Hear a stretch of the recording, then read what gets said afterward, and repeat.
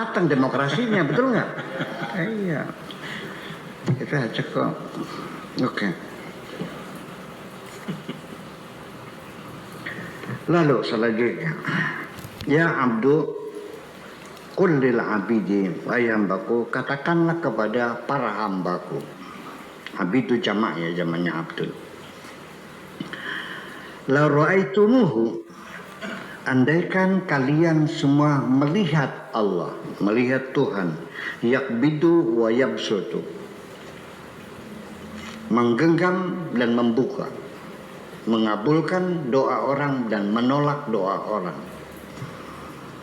menerima atau menolak, yakbidu wa yabsutu, labaritum min ansabikum, tentu engkau tidak akan lagi berbangga diri terhadap jasa-jasamu.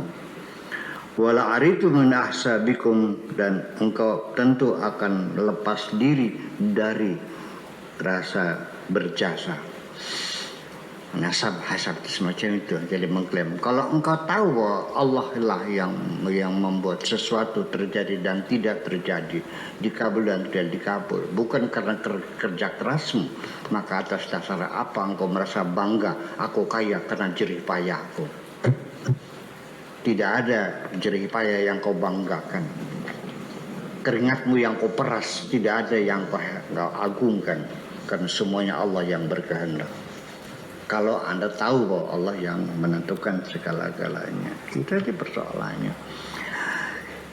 Sebabnya kenapa kita sering merasa bangga diri, mengagumi dirinya, menyanjung-nyanjung dirinya.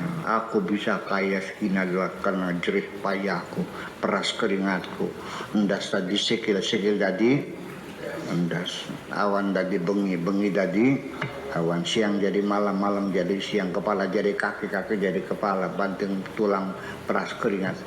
Aku bisa seperti ini. Itu karena kamu tidak melihat Allah yang menentukan semuanya. Kalau engkau sudah tahu yang menentukan semuanya, lalu apa yang kau banggakan? Sekarang saya mau nanya, apa mesti orang berkeringat itu kaya? Banyakkah orang yang berkeringat tapi miskin terus? Kalau memang keringat itu menyebabkan engkau kaya, kenapa tukang sekop pasir nggak kaya-kaya? Ada nggak orang yang hidupnya santai, kerja enggak, ya sehari-harinya hardolin, dahar modal ulin, tapi dia kaya raya, ada nggak? Yang rajin bekerja tetap miskin, ada nggak? Ada hubungannya keringat dengan kekayaan? Nggak ada kok. Lalu atas dasar apa Anda mengatakan bahwa aku bisa kaya karena banting tulang peras keringat? Silakan peras keringat Anda. Tapi banyak orang yang peras keringat tapi tidak pernah kaya kok. Memang tidak ada hubungannya antara kaya dengan peras keringat. Bisa kaya karena Allah kabulkan doa kamu, karena Allah ngasih kepada kamu. Kenapa kamu miskin? Ya karena dikasih sama Allah, tergantung pada pemberian Allah. Rizki itu adalah diberi oleh Allah, bukan dikejar, bukan dicari. Innallaha yabsutu rizqa li'ibadihi man yasha. Allah memberikan rizkinya kepada siapapun yang dikehendaki, bukan dicari. Uang itu kalau dicari lari. Ya, kalau diperiksa bersembunyi. Iya. Malah justru ketika dihinakan dia menjerit akhirnya. Minta dimanfaatkan. Itu persoalannya. Allah yabsutu rizqa li'ibadihi man yasha wa yaqdir, dan juga ditakar semuanya itu. Jadi atas dasar patakalanya sesuai dengan kemampuan Anda menyangga harta itu. Kalau Anda tidak sanggup menyangga harta yang banyak, Allah tidak akan kasih kok. Mana mungkin Allah ngasih Pak Tato 100 triliun. Ngapain, untuk apa? Kayak kampus. Kalau 100 juta mungkin lah, 100 juta. Kalau 100 triliun nggak tahu. Ya untuk apa? Kita punya uang 100 triliun.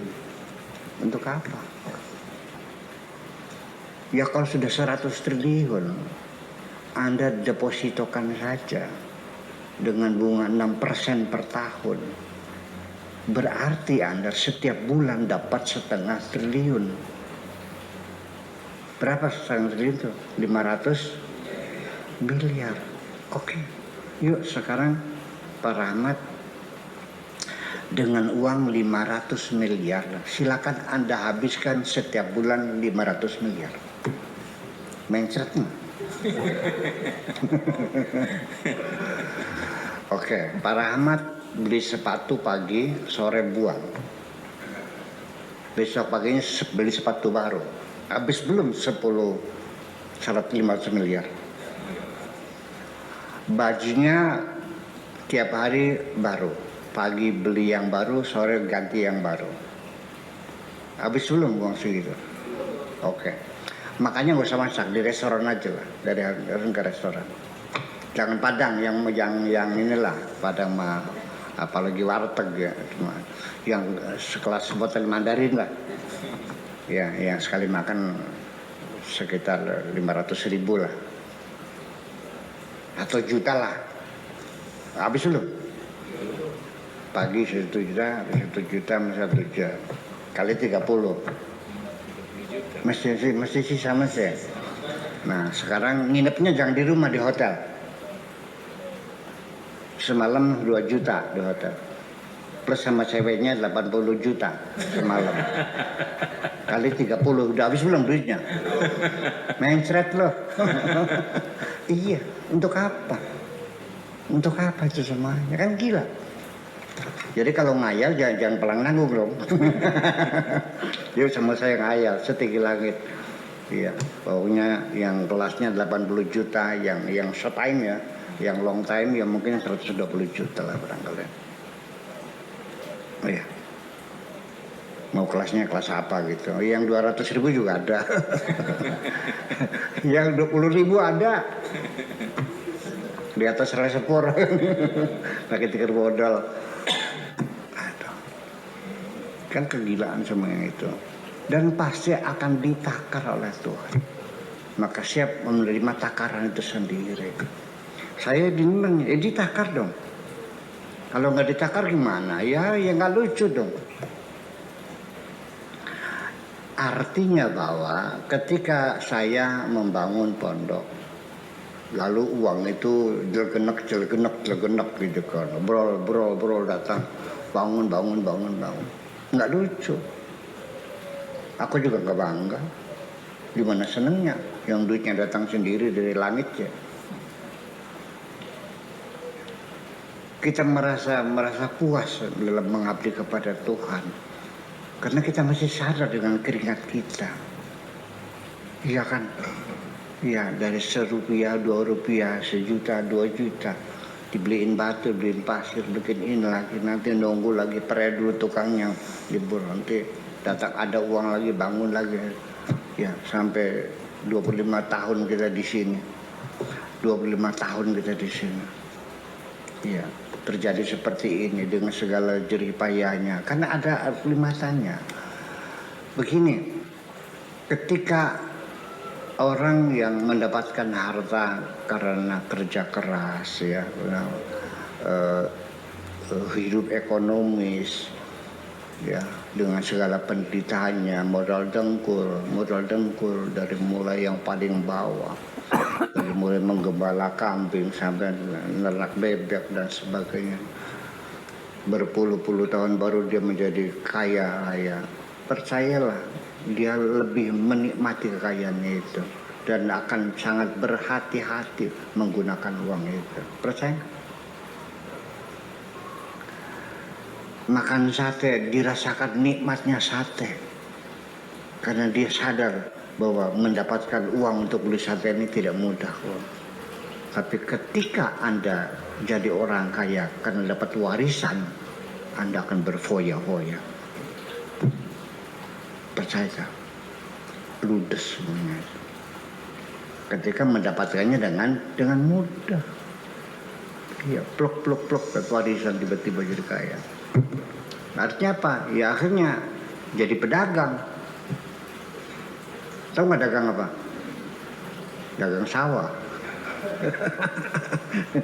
Dijualnya sih sawahnya satu persatu sampai habis. Ya, sampai jatuh miskin lagi. Ya seperti itu. Banyak gak orang dapat warisan jatuh miskin lagi? Ya iya. Iya, karena dia tidak tahu bagaimana mendapatkan uang itu. Itu. Makanya Allah itu memberikan rezeki dibagikan, bukan dicari ya, dibagikan oleh Allah. Jadi yakhtassu bi rahmatihi man yasha, dan juga diberikannya kepada siapapun yang dikehendakinya.